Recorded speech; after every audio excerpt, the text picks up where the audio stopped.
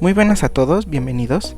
Yo soy Carlos, soy estudiante de la licenciatura en Ciencias de la Educación y con la nueva reforma educativa que ha entrado en vigor este año a todas las escuelas del país, han surgido algunas dudas acerca de si es correcta o no es correcta la reforma educativa. Las reformas educativas no son cosa nueva en nuestro país. Han sido a través de los años muchas las que han entrado en vigor. Han sido algunas tan radicales como la que fue en esta ocasión con el señor Andrés Manuel López Obrador. Y por lo tanto me doy a la tarea de crearles una pequeña línea de tiempo que hable acerca de todas estas transformaciones que ha sufrido las reformas educativas, la educación en México. Espero que les guste y empezamos nuestra línea de tiempo en el año de 1824, año en el que tenemos nuestro primer presidente, que fue Guadalupe Victoria. Y si bien desde el año 1824 hasta el año 1884 los avances en educación no son más que hacerla obligatoria, la educación fue más centrada hacia enseñarle a la gente cómo utilizar la herramienta, cómo ser productivos, cómo sembrar, etcétera, etcétera. Con la llegada del año 1884 llega al poder el presidente Porfirio Díaz.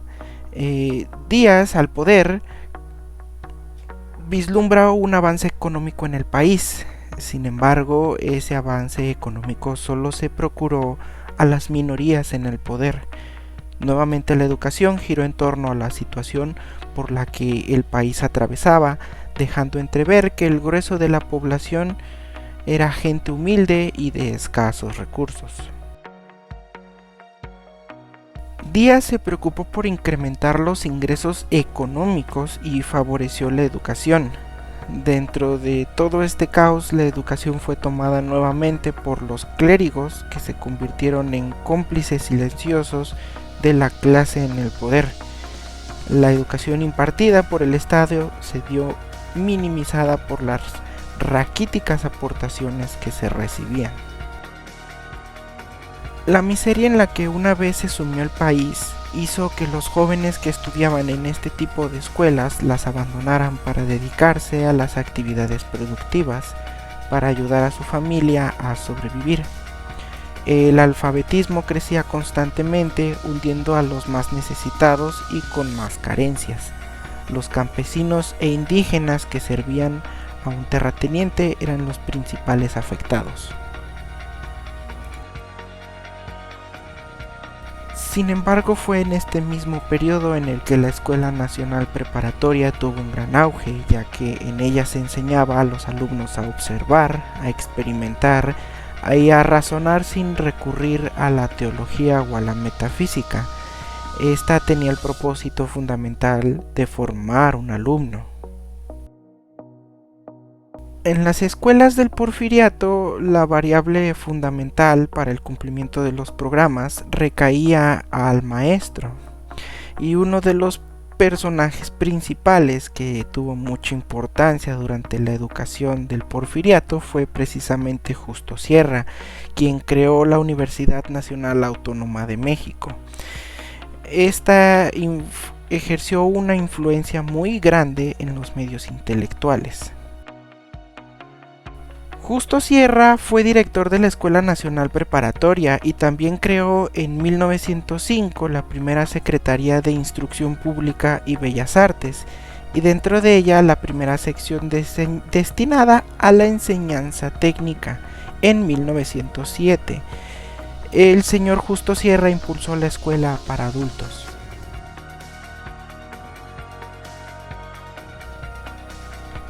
Todo esto termina con el 38º presidente de México, el señor Francisco I. Madero, el 6 de noviembre de 1911. Madero tenía algo en mente y era mejorar la educación en México, y con respecto a la educación se implementaron muchas instituciones y programas para enseñar a los indígenas a leer, a escribir y cálculos básicos. El ideal era disminuir la alta tasa de analfabetismo.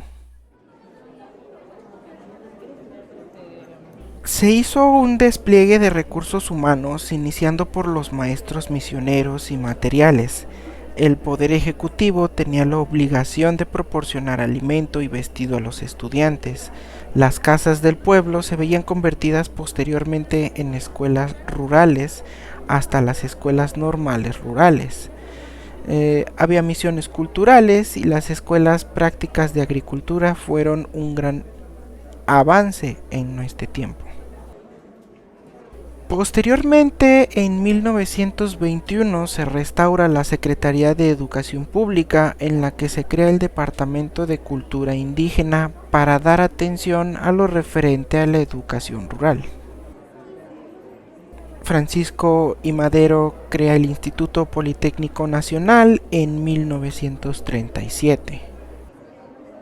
Destaca también la fundación de instituciones dedicadas a la enseñanza de profesionales militares, iniciando con el Colegio Militar hasta la Escuela Superior de Guerra en 1923. Francisco I. Madero termina su mandato como presidente de México de una forma desastrosa con la decena trágica, los sucesos que llevaron a congelar la educación en México hasta que en 1917 el 42º presidente de México entra en vigor. Hablamos de Venustiano Carranza, que el 1 de mayo de 1917 fungió sus funciones como presidente.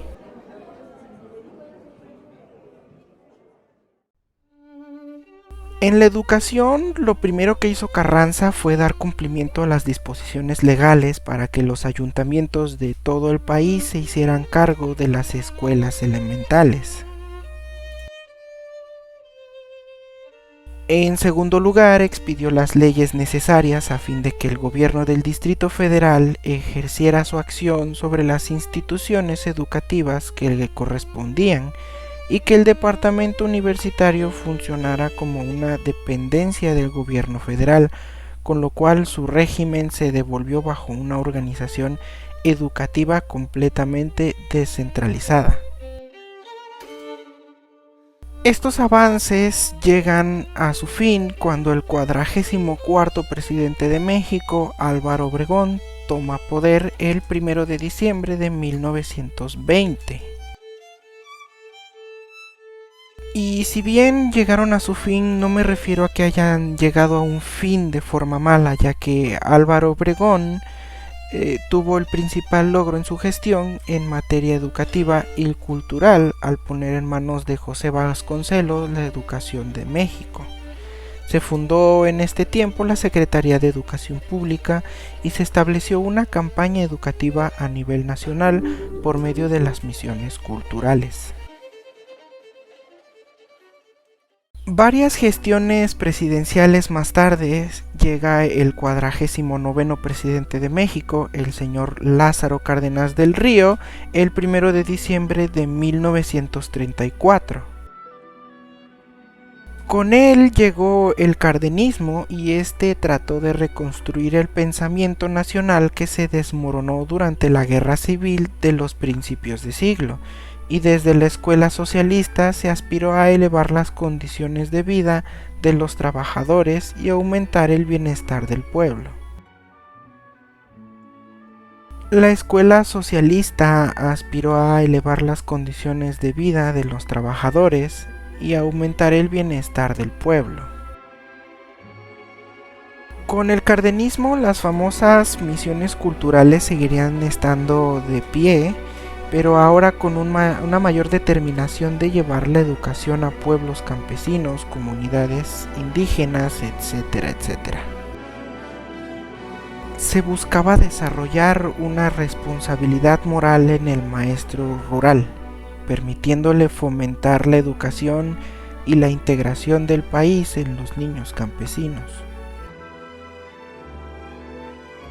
El 50º presidente de México, Manuel Ávila Camacho, entra en vigor el 1 de diciembre de 1940. El gobierno de Manuel Ávila Camacho tuvo un proyecto el cual llamó Proyecto Educativo de la Unidad Nacional. El presidente Ávila Camacho consiguió logros en el ramo de la educación, muy en especial cuando el escritor Jaime Torres Bodet asumió la titularidad de la Secretaría de Educación Pública. Gradualmente se llegó al final de su gestión a la reforma del artículo 3º constitucional, que puso fin a la educación socialista en diciembre de 1946. En su administración se desplegó una amplia campaña en contra del analfabetismo que comprendía el 50% de la población con signos de tarea nacional. El siguiente presidente de México, Miguel Alemán Valdés, funge funciones de presidente el 1 de diciembre de 1946. Y durante el sexenio de Miguel Alemán Valdés, que va de 1946 a 1952, se creó en 1947 la Dirección General de Enseñanza Normal.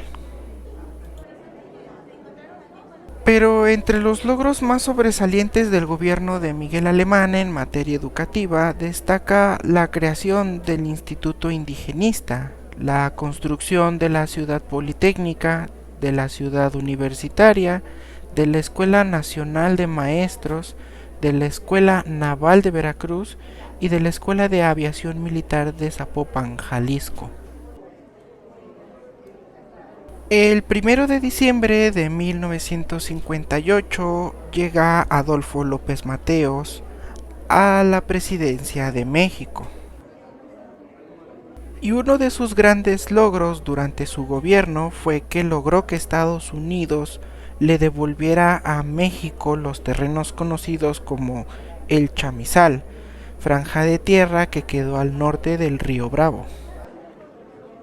Dándole auge a los libros de texto, se creó la Comisión Nacional de Libros Gratuitos, creada el 12 de febrero de 1959, ya que los libros de texto no reunían las condiciones pedagógicas adecuadas para la enseñanza. A fin de integrar definitivamente el Sistema Nacional de Generación, Distribución y Abastecimiento de Energía Eléctrica, y de que el pueblo mexicano sea el único dueño de la que se produce, hemos adquirido la Compañía Mexicana de Luz y Fuerza Motriz y sus filiales. Les devuelvo la energía eléctrica, que es de exclusiva propiedad de la nación, pero no se confíen, porque en años futuros algunos malos mexicanos identificados con las peores causas del país intentarán por medios sutiles entregar de nuevo el petróleo y nuestros recursos a inversionistas extranjeros. Ni un paso atrás fue la consigna de don Lázaro Cárdenas al nacionalizar nuestro petróleo. Solo un traidor entrega su país a los extranjeros,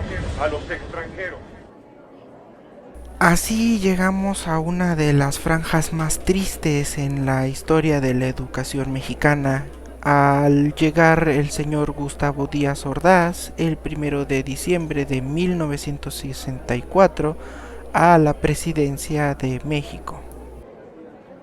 El señor Ordaz marcó la historia educativa de México, ya que durante su gobierno se llevó a cabo una de las matanzas más sangrientas en la historia de nuestro país, la matanza de Tlatelolco, ejecutada por el gobierno del señor Díaz Ordaz. Íntegramente la responsabilidad personal, ética, social, jurídica, política e histórica por las decisiones del gobierno en relación con los sucesos del año pasado.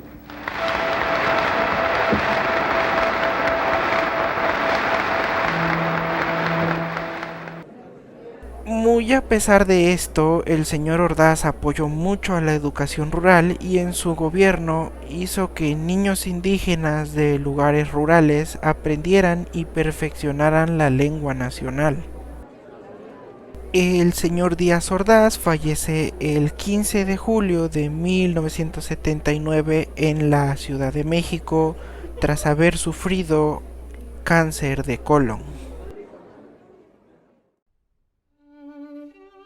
Luis Echeverría Álvarez es nuestro siguiente presidente a nombrar, el cual fungió su gobierno el 1 de diciembre de 1970. Echeverría lo que buscaba era modernizar la educación y para esto se crearon así muchas nuevas instituciones de educación media, agropecuaria y tecnológica.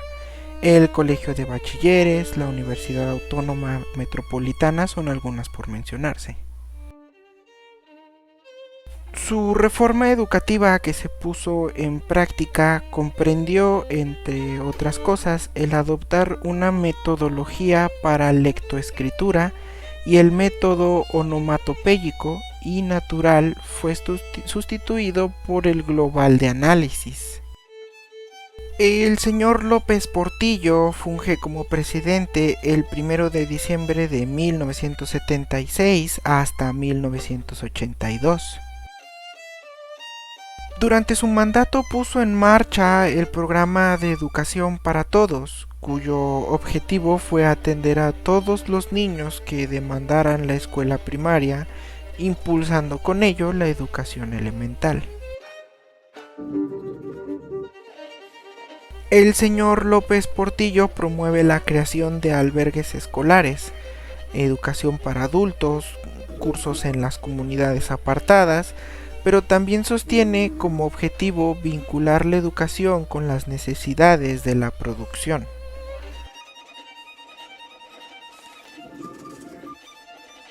El 1 de diciembre de 1982, nuestro presidente Miguel de la Madrid empieza sus funciones.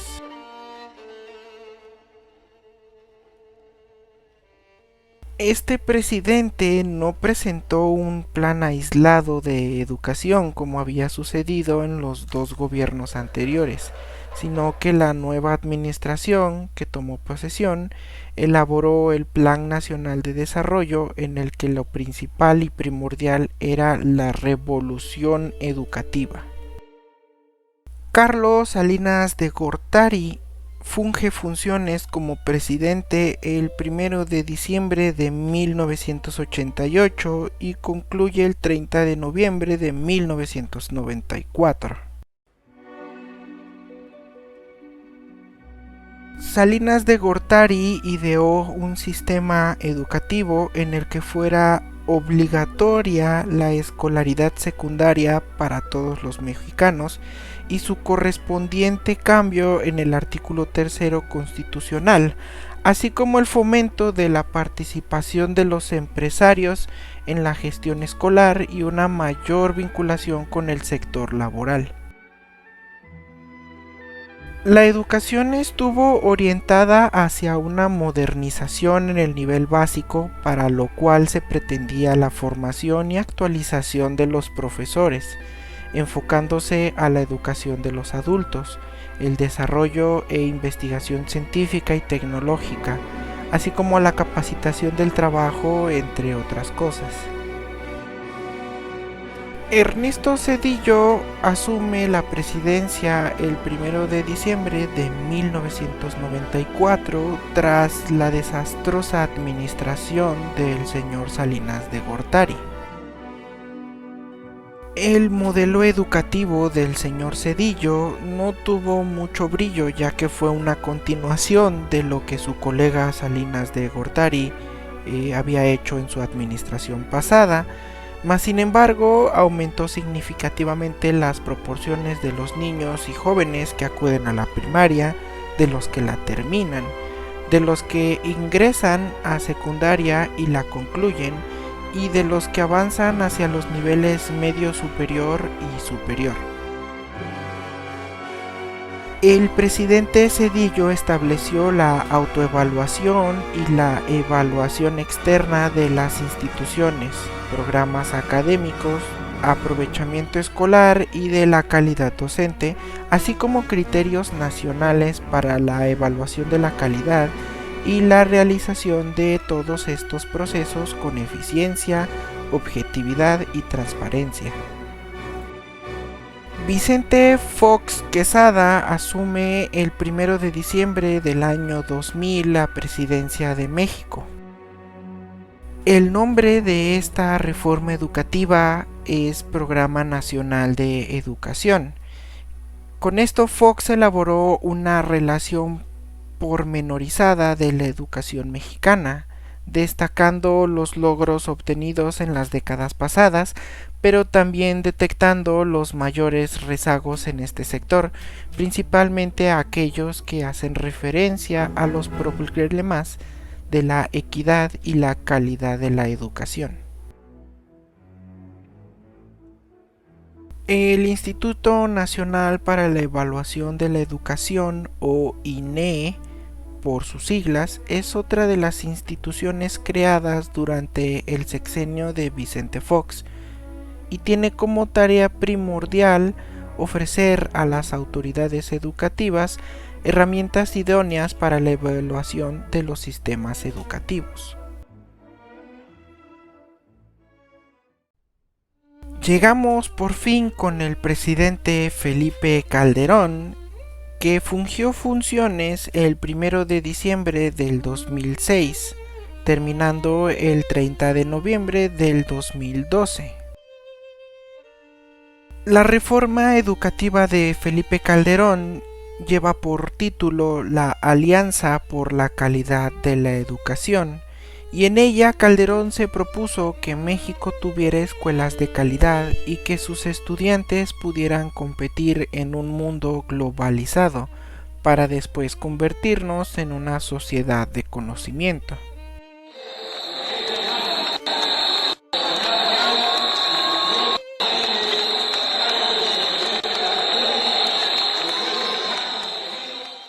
Su principal objetivo fue la lucha contra la falta de oportunidades de gran parte de la población para acceder a una educación de calidad y a los avances en materia de tecnología e información, así como el superar la desvinculación entre la educación media superior y el sistema productivo. Nuestro queridísimo presidente Enrique Peña Nieto funge funciones como presidente el 1 de diciembre de 2012. La reforma educativa del presidente Peña Nieto fue aprobada en diciembre de 2012 por diputados y senadores. Esta reforma se centraba principalmente en la evaluación y posterior actualización de los maestros de los magisterios que se encontraban en funciones dentro de las aulas educativas. El presidente Enrique Peña Nieto planteó la educación de calidad como uno de sus ejes de desarrollo para el país, pues el desempeño educativo de México ha tendido a ser bajo frente a estándares globales.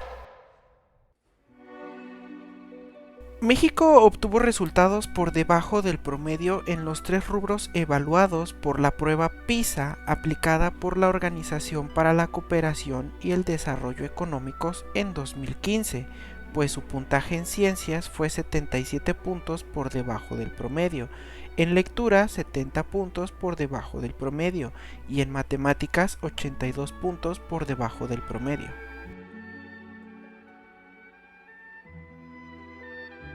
Y así es como llegamos a la reciente reforma educativa implementada por el presidente de los Estados Unidos mexicanos, Andrés Manuel López Obrador, la cual ha sido la más radical hasta el momento, ya que ha cambiado la forma en cómo se enseña dentro de todas las aulas educativas. En conclusión, las reformas educativas en México deben ser concebidas y ejecutadas de manera reflexiva, considerando la realidad del sistema educativo y abordando de manera integral los desafíos y las oportunidades que se presentan. El diálogo y la colaboración entre todos los actores involucrados son esenciales para construir un sistema educativo sólido y equitativo. Muchísimas gracias por su atención y espero que tengan un muy bonito día.